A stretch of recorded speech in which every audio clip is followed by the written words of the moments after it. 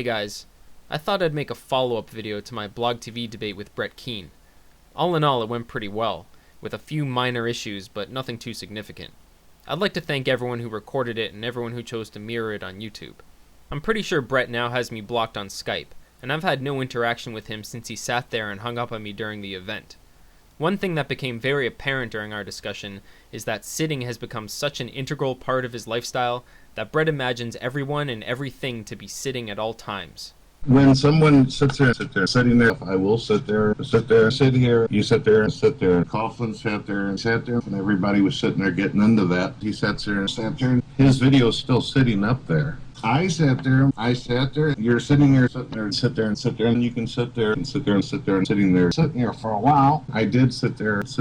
It was all sitting in notepads, basically just sitting there. Gotta sit there and, go to the bathroom. Sat there. I used to sit there and sit here and sit there. You sit there, I might have sat here, and they sat there, and I'm sitting here, sat there, and sitting there. I sit there, and I'm sitting there. He sit there, and he just sat there. And why would I sit there? Sat there, sitting here, sit there, and everybody would sit there, and go for that. Sit here.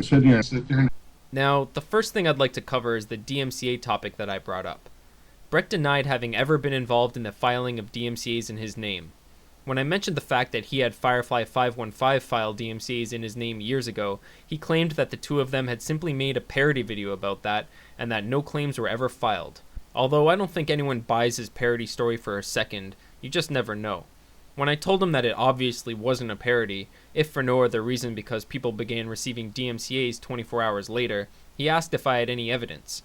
Unfortunately, I didn't anticipate such a ridiculous explanation from him, so I wasn't prepared for it. So just in case anyone happens to be sitting on the fence on this one, here's a clip of a video that Firefly 515 made after losing his little E-War. A lot of people have asked me why would someone get me suspended. I will tell you why. It's because I believe in true friendship, loyalty, and doing the right thing in spite of what other people might think and feel. I do not believe in mob mentality, and I am not a follower. I am a natural-born leader. Recently, I decided to fight an E-war with a bunch of haters and trolls. They were attacking a friend of mine. I did what any friend would do. I stood up and defended him and started fighting for him against the haters and trolls. I knew from the very beginning that I would probably lose and get suspended, but I was willing to take that chance and do the right thing. I did lose, and my worst fears did happen, but at least I know that I was a true friend and did the right thing. I have a clear conscience on the matter. This is to all the haters out there that I have been fighting against. I understand why you hate Brett Keane. Now, I have to be honest with all of you. I hate what I have become in this E-War. I have become what I was fighting against. I compromised my morals, my values, my beliefs, and my Christianity, and what I wanted to accomplish here on YouTube. For that, I apologize to the community of YouTube, my subscribers, and to the haters out there. I cannot live with myself being this way anymore. In other words, he did indeed start a war by filing DMCAs for Brett, and it bit him in the ass. It was no parody. Anyway, Brett stuck to his story, and I moved on. I brought up the fact that he addressed me as Edward in comments, the name of my friend that appeared in the counter notifications that were filed in response to DMCA claims made against me in Brett's name, DMCA claims that resulted in the suspension of my channel. This is where it got fun, because on this topic, Brett had not just telegraphed his punch, he swung before I even left my corner. Earlier in the week, he had sent me this PM. If he had simply left it at that, I would have had no idea what he was talking about, and it may have thrown me for a bit of a loop during the debate. However, hours after sending me that message, he posted this video on Brett Keane Jr.'s channel. But I will add a link in the description of this video that I got. Actually, I heard about this page a while ago and I'd forgotten about it, but I was talking to the Edward. After some correspondence with Gimme a Break Man, we were able to locate the original video and I prepared a clip. But I will add a link in the description of this video that I got. Actually, I heard about this page a while ago and I'd forgotten about it, but I was talking to the Japundit guy, Edward. over at japundit.com. By the way, he does the podcast Japan Talk. I think it's .org.com. I'll put the links in the description. When Brett brought it up live, I was grinning from ear to ear. The irony here is that Brett's original story for where he came across the name Edward, while being an obvious lie, was actually plausible. He had claimed at least twice that he found it from a Google search, and while his story was shady and didn't hold up to the least bit of scrutiny, it probably would have been believed by anyone who didn't know any better. But right before the debate, Brett thought he had come up with an even better lie. He failed miserably. Just the editing job of the video, which he admitted to making himself, speaks volumes about his intent to deceive. But the fact that the Gimme a Break Man video was made almost a year after Brett left those comments is 100% proof that he was lying about his source, and that is 100% proof that he was in fact responsible for filing DMCAs on me and surely a whole host of other people at that time. Though it was clear that only time travel would make his claim possible. Oh shit, Brett, you drove a DeLorean that looked like the same fucking car that Marty McFly used in Back to the Future. He clung to the story like it was a fucking life preserver. So I moved on to the false editorial reviews for one of his books on Amazon.com, particularly the one attributed to his own magazine that never published a single issue and was linked to his former personal website. Brett's tactic in dealing with this subject was to list off a whole bunch of random shit to try to confuse everyone. GodHatesYou.com, Yahoo Chat, Shoutcast, Winamp, Widget. That website got hacked. Forum, MP3s, and all that. A lot of atheists on YouTube have used Lulu. Serpent's Cradle Radio, Amazon, WordPress, a Notepad, Barnes & Noble's, that and everything. Amazon store, BrettKeane.com, friends page, people type things and stuff like that. Then he pretended to not know what I was talking about. And which link are you talking about, though? And he even tried to blame it on the famous Mike and Steve. It's probably either a guy that I knew back then, stuff named Steve, or Mike and stuff. It could have either been Mike or it could have been Steve in this situation. But after all the beating around the bush, what his explanation really boiled down to was, what's the big deal? The book doesn't sell anyway.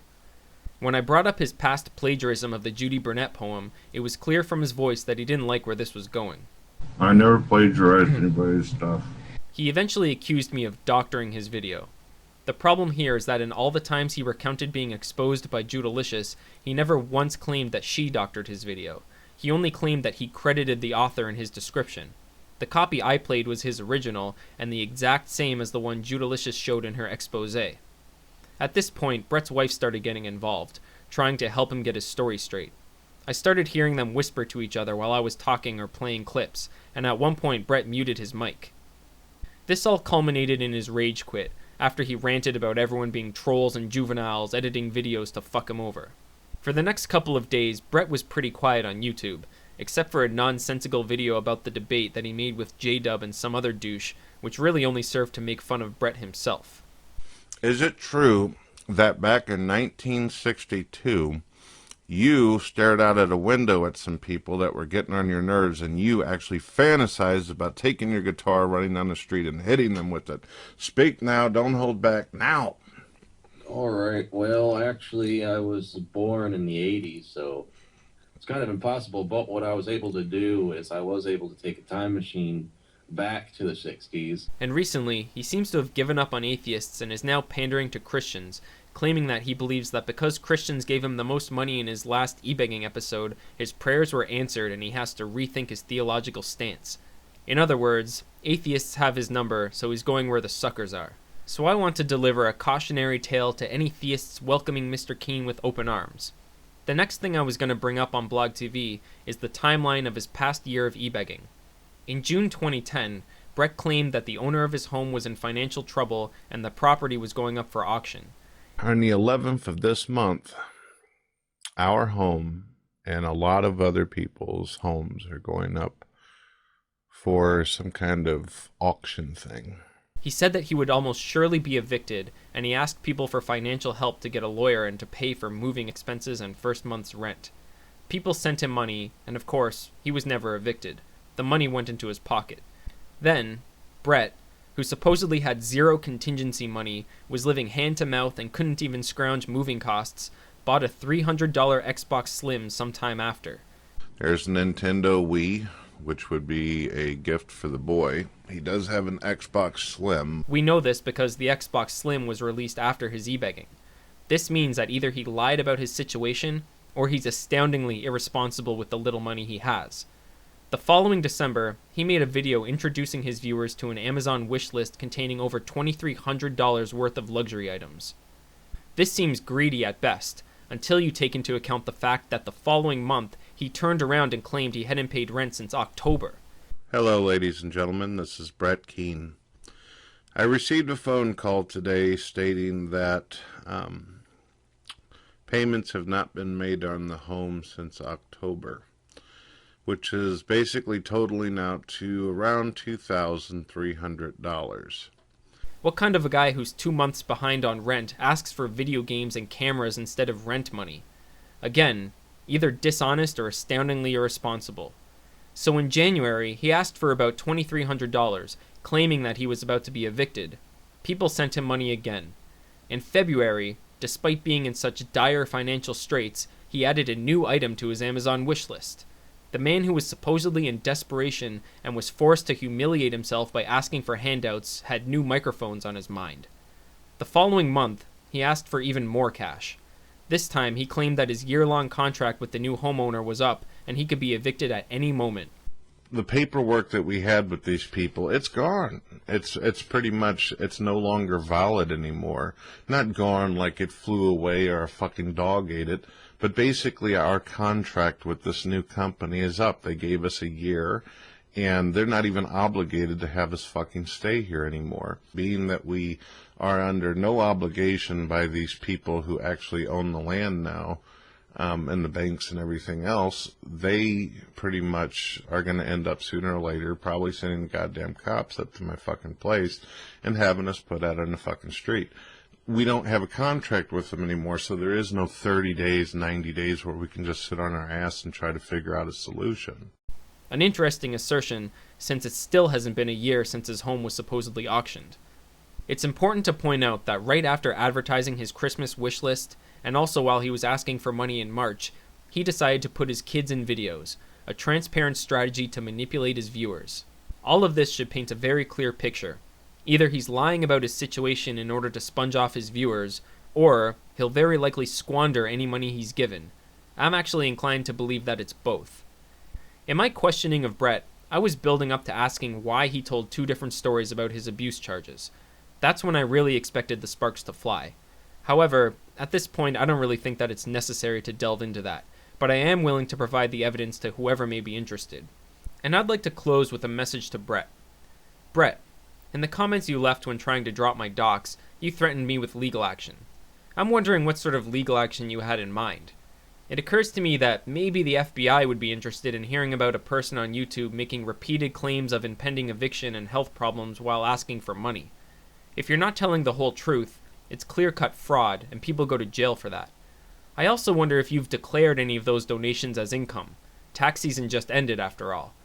If you want to talk about the law, things can get complicated really quickly when you make claims and accept charity. I'm not saying that I'd actually contact law enforcement. What I am saying is maybe you should think twice before running your stupid fucking mouth and trying to bully people with threats of legal action. Food for thought, asshole. I'm probably done dealing with you for a while. I mean, it is Ignore Brett Keane month. But I reserve the right to expose you for the lying, greedy, conning hypocrite you are in the future. Thanks for watching, everyone.